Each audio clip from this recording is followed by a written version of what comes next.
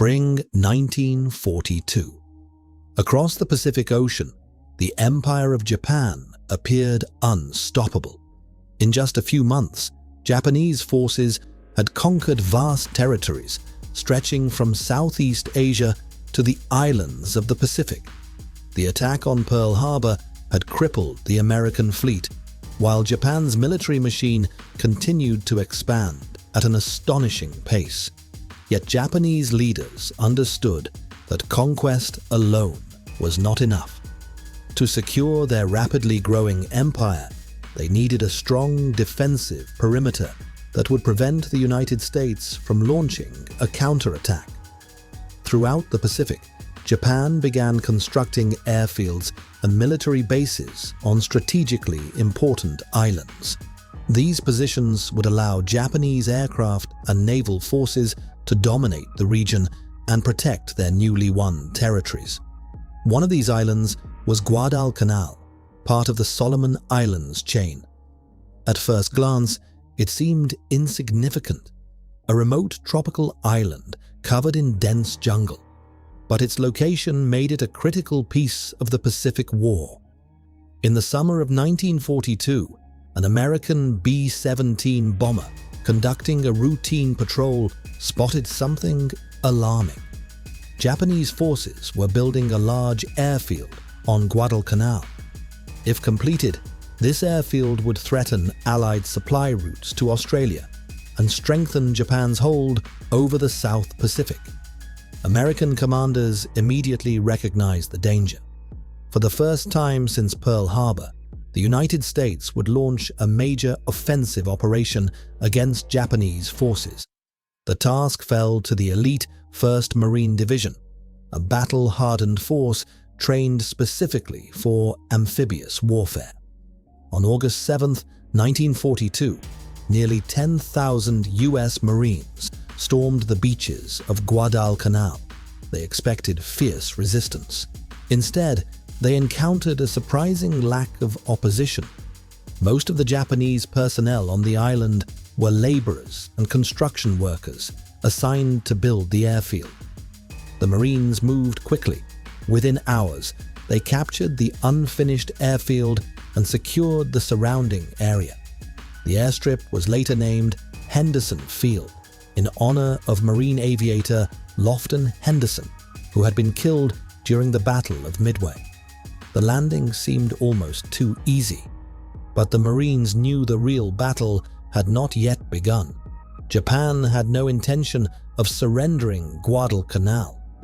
The island represented a vital link in its Pacific defense strategy, and Japanese commanders were determined to recapture it at any cost. What followed was one of the most brutal campaigns of World War II, a 6-month struggle fought across land, sea, and air. It would test the endurance of both armies and ultimately determine who would control the future of the Pacific. For the United States, Guadalcanal was more than just a military operation. It was the first major step on the long road to Tokyo. Only 2 days after the successful landing, disaster struck. Off the coast of Guadalcanal, American and Allied warships were anchored in the waters of Savo Sound, protecting supply ships unloading equipment for the Marines ashore.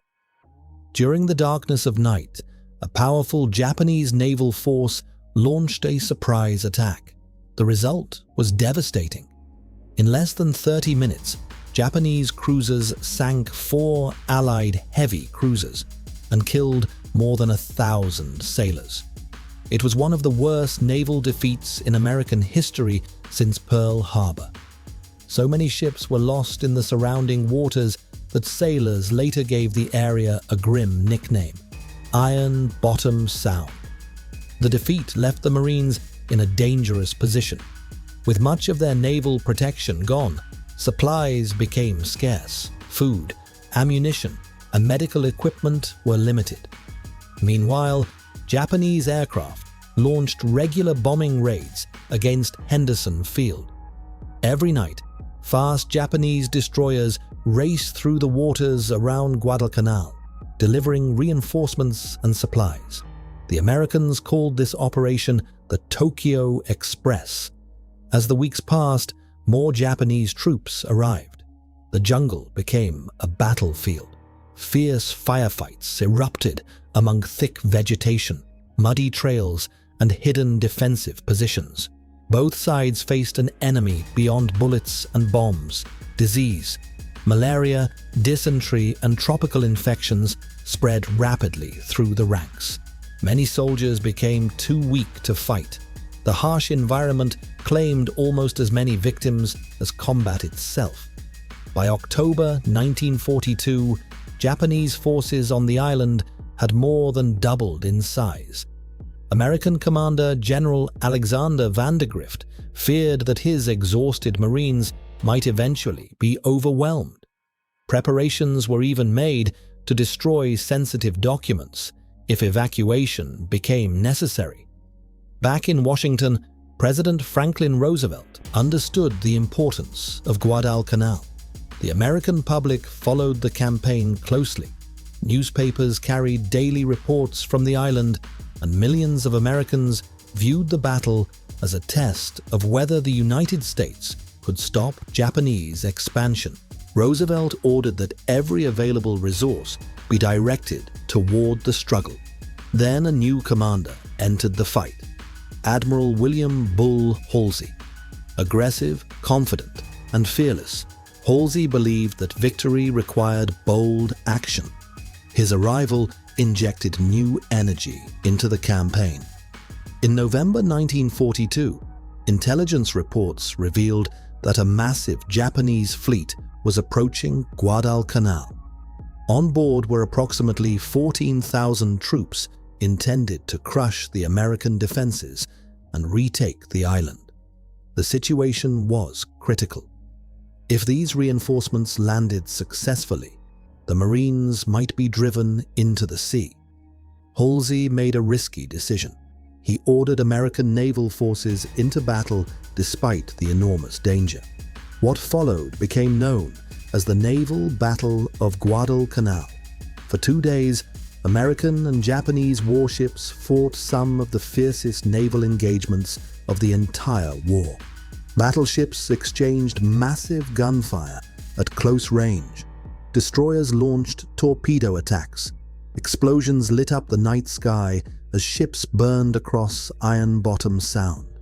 The Americans suffered heavy losses with nearly 2,000 casualties, but they achieved their objective. Most of the Japanese reinforcements never reached the island. Without supplies, food, and ammunition, Japanese forces on Guadalcanal began to weaken. Starvation and disease spread rapidly throughout their ranks. By early 1943, Japanese commanders finally accepted the reality they had tried to avoid. The battle for Guadalcanal was lost. Japan secretly evacuated its remaining troops, ending one of the most important campaigns of World War II. The Battle of Guadalcanal was far more than a fight for a remote island. It marked a turning point in the Pacific War. Before Guadalcanal, Japan had advanced almost without interruption. From Pearl Harbor to the conquest of Southeast Asia, Japanese forces seemed unstoppable. But Guadalcanal proved that the Japanese military could be defeated. The victory transformed American morale. For months, the United States had endured setbacks and uncertainty. Guadalcanal provided something the nation desperately needed: proof that victory was possible. The battle also revealed the true scale of the war ahead. The road to Japan would not be easy. Thousands of American and Japanese soldiers lost their lives during the campaign. Countless ships rested on the floor of Iron Bottom Sound. The jungles of Guadalcanal became symbols of sacrifice, endurance, and determination. Yet the strategic consequences were even greater. After Guadalcanal, the initiative shifted permanently to the United States. No longer would Japan dictate the pace of the war.